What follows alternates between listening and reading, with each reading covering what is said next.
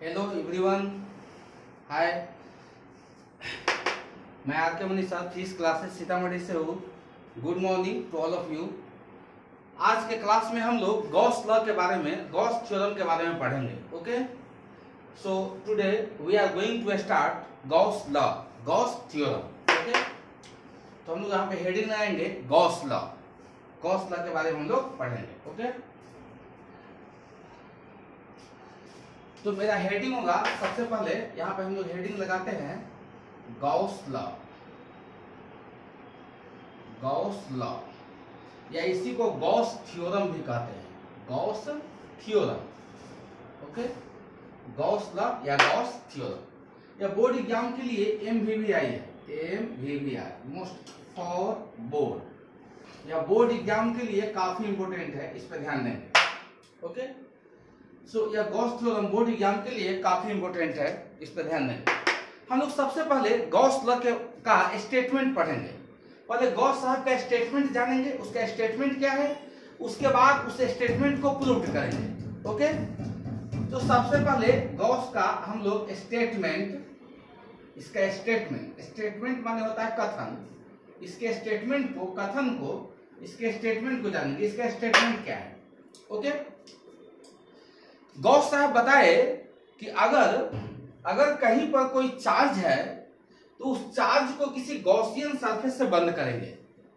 तब उन्होंने स्टेटमेंट दी है किसी क्लोज गॉसियन सरफेस के कारण, किसी क्लोज सरफेस के कारण, किसी क्लोज गॉसियन सरफेस के कारण उससे पास होने वाला, गुजरने वाला इलेक्ट्रिक फ्लक्स का जो वैल्यू है वह इक्वल टू होता है उसके अंदर उपस्थित चार्ज का 1/ε0 गुना।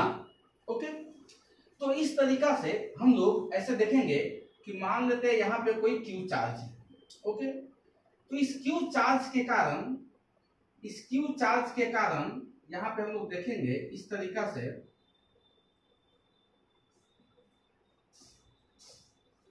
जैसे थोड़ा सा इस तरीका से देखना है। मान लेते हैं यहाँ पे मेरा कोई क्यू चार्ज है। इस क्यू चार्ज के कारण इस क्लोज गॉसियन सरफेस से इस क्यू चार्ज को किसी गॉसियन सरफेस में बंद करेंगे। तो मान लेते हैं कोई यहाँ पे क्यू चार्ज पॉइंट चार्ज है, तो पॉइंट चार्ज को बंद करने के लिए गॉसियन सरफेस इस तरीका का होगा। गॉसियन सरफेस ऐसे क्लोज होगा या एक स्फेरिकल टाइप से होगा, स्फीयर होगा। इसको हम लोग कहते हैं क्लोज गॉसियन सरफेस। इसका नाम है closed Gaussian surface. Closed Gaussian surface, closed Gaussian surface. इसको कहते हैं बंद पृष्ठ, बंद पृष्ठ, क्लोज गॉसियन सरफेस। तो उन्होंने बताया अपने स्टेटमेंट में किसी क्लोज गॉसियन सरफेस से पास होने वाला, निकलने वाला total electric flux equal to होता है इस गॉसियन सरफेस के अंदर, इस गॉसियन सरफेस के अंदर उपस्थित चार्ज, इसके अंदर वाला charge, charge inside, charge inside का 1/ε0 गुना।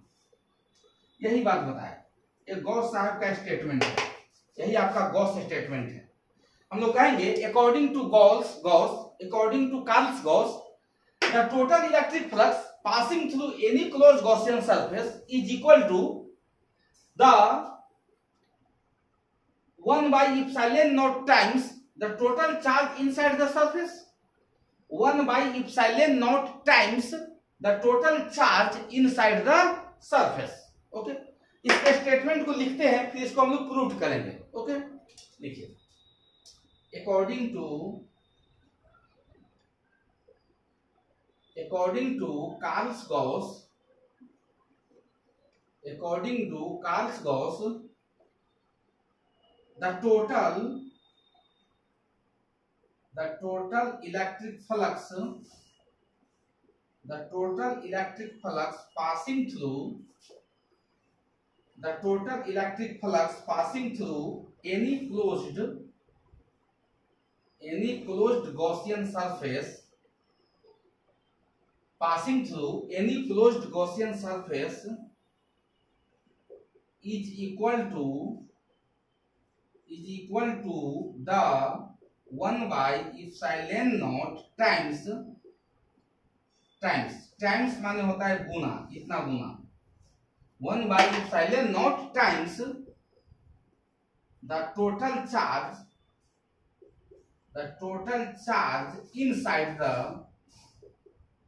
inside the closed Gaussian surface,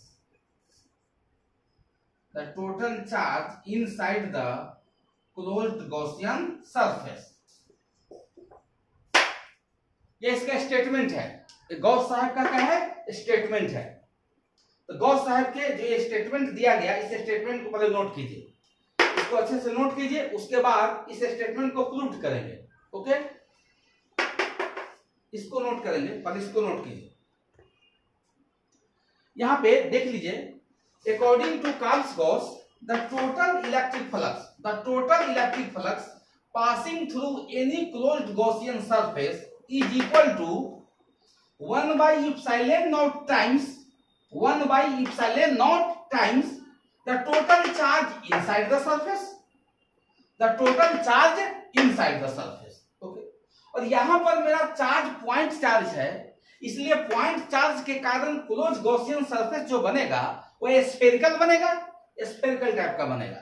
okay, इस स्टेटमेंट को नोट कीजिए, नोट कर लिए, नोट कीजिए अच्छे से, इसको नोट कीजिए। ओके, इसको नोट करेंगे।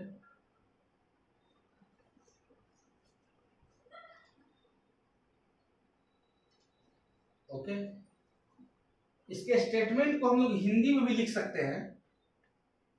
इसके स्टेटमेंट को जो भी बिहार बोर्ड के स्टूडेंट है, जो भी बिहार बोर्ड का स्टूडेंट है, वो हिंदी में भी लिख सकते हैं। कार्ल्स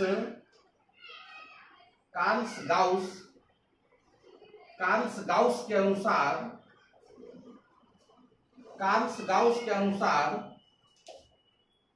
किसी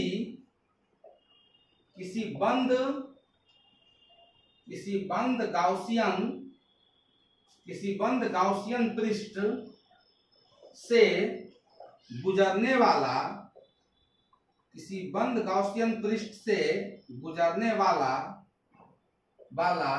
कुल विद्युतीय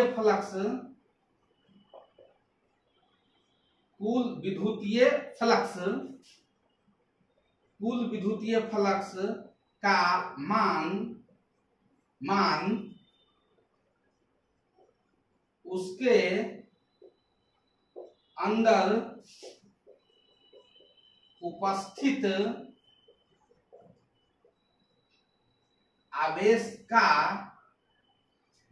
उपस्थित आवेश का 1/ε0 गुना होता है, 1/ε0 गुना होता है। इसका स्टेटमेंट है हिंदी में, बिहार बोर्ड के लिए, इसको हिंदी में भी आप नोट कर सकते हैं। 1/ε0 गुना होता है, इसको नोट कीजिए।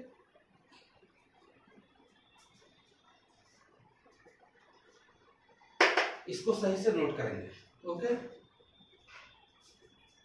यहां पर हम पॉइंट चार्ज लिए हैं। ओके, तो पॉइंट चार्ज के लिए Gaussian surface, close Gaussian surface spherical type का होगा, स्फेरिकल है। ओके, लाइन चार्ज रहता तो लाइन चार्ज के कारण सिलिंड्रिकल होता, लाइन चार्ज के कारण गॉसियन सरफेस कैसा होता, सिलिंड्रिकल होता।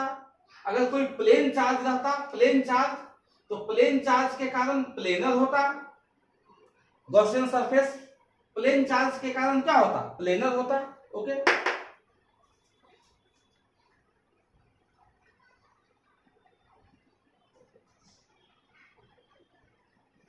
चलिए, तो ये गॉस साहब का स्टेटमेंट है, इसी पिक्चर के हेल्प से हम लोग इसको प्रूव करेंगे। ओके, तो गॉस थ्योरम को हम लोग यहां पर प्रूव करने जा रहे हैं। इसको हम लोग यहां पर गॉस साहब का जो स्टेटमेंट है, इसको हम लोग यहाँ पे प्रूव करेंगे। प्रूव दैट इसको प्रूव करना है। Total electric flux equal to क्या होता है, Q इनसाइड इंटू 1/ε0। ये हमको क्या करना है, प्रूव करना है। ओके, तो हम लोग क्या करेंगे, इस क्यू चार्ज के कारण, या क्यू चार्ज किस नेचर का है, पॉजिटिव। अगर देखिए पॉजिटिव चार्ज के कारण इलेक्ट्रिक फील्ड लाइन कहाँ जाएगा, बाहर, आउटवर्ड। अगर माइनस चार्ज रहता, नेगेटिव चार्ज रहता, तो इलेक्ट्रिक फील्ड लाइन कहाँ आता, इनवर्ड। समझ रहे हैं? तो पॉजिटिव चार्ज के कारण हम पॉजिटिव चार्ज लिए हैं, आप नेगेटिव चार्ज लेंगे तो इलेक्ट्रिक फील्ड लाइन इनवर्ड आएगा, लेकिन पॉजिटिव चार्ज है तो आउटवर्ड जाएगा, तो इलेक्ट्रिक फील्ड लाइन कहाँ होगा, आउटवर्ड। ये इलेक्ट्रिक फील्ड लाइन है, जो भी यहां से इलेक्ट्रिक फील्ड लाइन होगा ये सब का सब इलेक्ट्रिक फील्ड लाइन कहाँ जाएगा, आउटवर्ड होगा। जो भी होगा सब का सब इलेक्ट्रिक फील्ड लाइन कहाँ होगा, आउटवर्ड होगा। ऐसा ही ना होगा, आउटवर्ड होगा। सबसे पहले हम लोग क्या करेंगे, एक छोटा सा एरिया काटेंगे, छोटा सा surface area.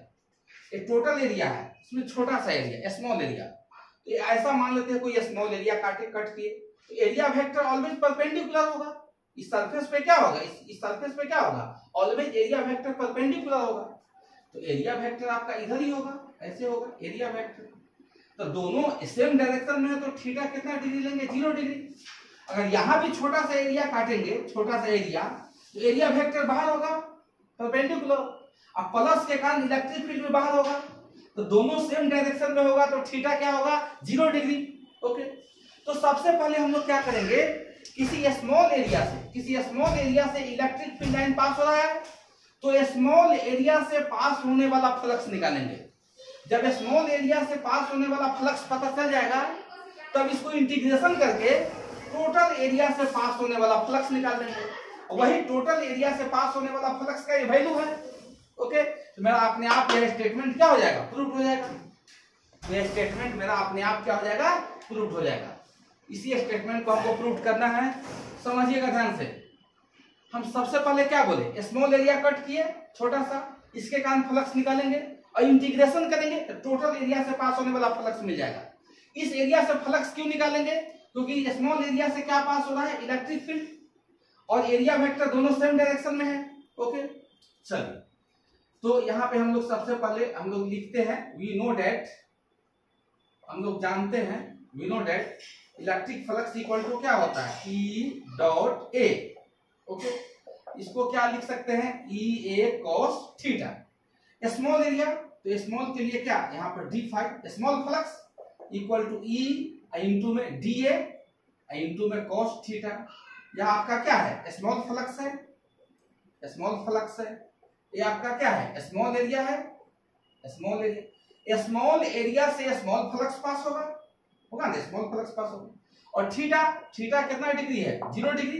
Electric field line और एरिया वेक्टर, इलेक्ट्रिक फील्ड और एरिया वेक्टर के बीच एंगल कितना डिग्री है, 0 डिग्री। अब cos 0 डिग्री क्या होता है, 1। इस केस में electric flux, small electric flux equal to E into d A into cos 0 degree. cos 0 degree का वैल्यू, चूंकि cos 0 डिग्री इक्वल टू क्या होता है, 1 होता है। इस केस में स्मॉल इलेक्ट्रिक फ्लक्स का वैल्यू कितना आएगा, E into d A, E into क्या आ जाएगा, डी ए। यह स्मॉल एरिया है, यह स्मॉल फ्लक्स है। ओके, इसको आप नोट कीजिए, इसको नोट करेंगे। पहले स्मॉल एरिया के कारण स्मॉल फ्लक्स निकाले हैं, उसको इंटीग्रेशन करेंगे तो टोटल एरिया के कारण फ्लक्स मिल जाएगा। इसको नोट कीजिए, इसको नोट करेंगे।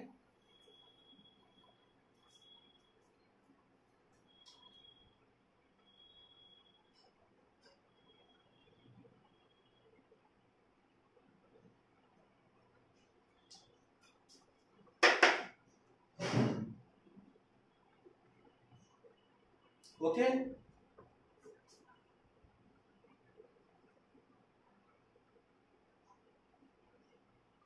अब हम लोग दोनों साइड में क्या करेंगे, integration, integrating on both sides, integrating on both sides, दोनों तरफ समाकलन करने पर।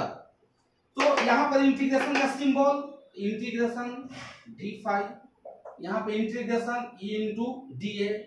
ये कांस्टेंट है, कहां निकल जाएगा, बाहर, क्योंकि इलेक्ट्रिक फील्ड लाइन जो भी पास होगा इलेक्ट्रिक फील्ड लाइन, वो तो कांस्टेंट है, फिक्स है, बाहर निकाल देंगे। तो यहाँ पर इंटीग्रेशन इक्वल टू ई बाहर निकल गया, और यहाँ पर क्या आ गया, D A.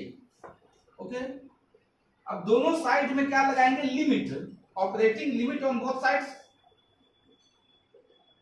Operating limit on both sides, operating limit on both sides, दोनों तरफ लिमिट लगाएंगे। लिमिट माने क्या होता है? सीमा। तो यहाँ पे लिमिट लगाएंगे, किसमें लगाएंगे? D phi. ई का वैल्यू क्या होता है? K Q by R square, integration क्या लिखेंगे? D A. अब समझिए, जिस समय एरिया स्मॉल है, मान लेते हैं लगभग जीरो है, अप्रोक्स जीरो, एरिया जीरो है तो फ्लक्स भी जीरो होगा, क्योंकि एरिया स्मॉल है तो इलेक्ट्रिक फील्ड पास नहीं होगा। जब इलेक्ट्रिक फील्ड पास नहीं होगा तो फ्लक्स पास नहीं होगा। तो जब एरिया आपका एरिया जीरो है, उस केस में इलेक्ट्रिक फ्लक्स भी क्या होगा? जीरो। अब एरिया जीरो से बढ़ के कितना होगा? Maximum 4 pi R square. किसी स्फीयर का एरिया कितना होता है? 4 पाई आर स्क्वायर। ओके, तो जीरो से बढ़ के एरिया क्या हो जाएगा? 4 पाई आर स्क्वायर। तो फ्लक्स जीरो से बढ़ के कितना हो जाएगा? 5। ओके, इसको नोट करेंगे, नोट कीजिए इसको हम लोग क्या कहते हैं? इसको लोअर लिमिट, नीचे वाले को कहते हैं लोअर लिमिट, और ऊपर वाले को क्या कहते हैं? Higher limit. ये आपका इलेक्ट्रिक फ्लक्स है।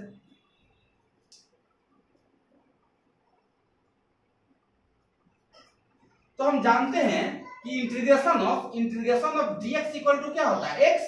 जब लिमिट लगा देते हैं तो x से ना होता है, तो dx का इंटीग्रेशन x होगा। अगर यह आपका ये जो है तो इस तरीका से है, इसमें जब लिमिट इसमें लिमिट लगा देंगे, हायर लिमिट लोअर लिमिट, तो dx का इंटीग्रेशन x होगा। उस प्रकार से d फाई का इंटीग्रेशन क्या होगा? 5। ओके, और लोअर लिमिट क्या है? 0, अपर लिमिट 5 है। यही ना टोटल फ्लक्स है। इक्वल टू के क्यू, यही क्यू इनसाइड वाला है, इनसाइड वाला चार्ज है, डिवाइडेड बाई आर स्क्वायर, और एरिया डीए का इंटीग्रेशन क्या होगा? A, lower limit 0, upper limit 4 pi R square. Okay, note कीजिए, नोट करते हुए चलेंगे। अब लिमिट को कैसे ऑपरेट करेंगे? यहां पर लिमिट को ऑपरेट करना है। ओके, लिमिट कैसे ऑपरेट होगा? तो इसको हटाकर अपर लिमिट माइनस इसको हटाकर lower limit. Okay, K coulombic constant है, इसका value 1/4 pi epsilon nought. Okay, Q inside है आपका, divided by R square, into में इसको हटा के ऊपर वाला value 4 pi R square, minus में 0, नीचे वाला लोअर लिमिट। ओके, तो इस हटेगा तो यही ना आपका total flux, total electric flux यही ना आ गया, यही है total electric flux. Equal to 1/4 pi epsilon nought Q divided by R square into 4 pi R square. R square से आर स्क्वायर, 4 से 4, पाई से पाई। तो आपके पास टोटल इलेक्ट्रिक फ्लक्स, इसी को ना टोटल इलेक्ट्रिक फ्लक्स कहते हैं। कितना मिल गया? देखिए यहाँ क्यू, यही क्यू ना है, क्यू इनसाइड इनटू 1/, यहाँ क्या बच गया? देखिए एप्सिलॉन नॉट। यही गॉस लॉ है, यही गॉस थ्योरम है। प्रूफ हो गया। इसी को हम लोग लिख देंगे, ये मेरा प्रूफ हो गया, लिख देते हैं प्रूफ। तो इस तरीका से आपका गॉस थ्योरम प्रूफ हो गया। दोनों साइड में लिमिट लगा दिए, लिमिट लगा के दोनों साइड में इंटीग्रेशन करके लिमिट लगाए हैं। तो इस तरीका से टोटल किसी भी क्लोज गॉसियन सरफेस से पास होने वाला टोटल इलेक्ट्रिक फ्लक्स क्या होता है? टोटल इलेक्ट्रिक फ्लक्स इसी को कितना? 1/ε0 times total charge inside the surface. इस सरफेस के अंदर में जो चार्ज है उस पे ध्यान देना है, इनसाइड द चार्ज। ओके, ये आपका गॉस थ्योरम प्रूव हो गया। इसको बढ़िया से नोट कर लीजिए, बढ़िया से समझ लीजिए, अच्छा से नोट तैयार कीजिए। ओके, और अगला नेक्स्ट वीडियो में आपको जो नेक्स्ट क्लास का वीडियो बनेगा उसमें आपको इस गॉस थ्योरम, इस गॉस लॉ के आधार पर 3 स्पेशल केस बताएंगे। एक बार किसी पॉइंट चार्ज के कारण r डिस्टेंस पर इलेक्ट्रिक फील्ड इंटेंसिटी निकालना सिखाएंगे। दूसरी बार किसी लाइन चार्ज के कारण r डिस्टेंस पर इलेक्ट्रिक फील्ड इंटेंसिटी निकालना सिखाएंगे। तीसरा किसी प्लेन चार्ज शीट के कारण r डिस्टेंस पर इलेक्ट्रिक फील्ड इंटेंसिटी निकालना सिखाएंगे। ओके, तो इस गॉस लॉ में, इस गॉस थ्योरम में कितना स्पेशल केस आएगा? 3, जो अगले वीडियो में आपको बताएंगे। ओके, तब तक के लिए thank you. Okay, bye bye, धन्यवाद। ओके।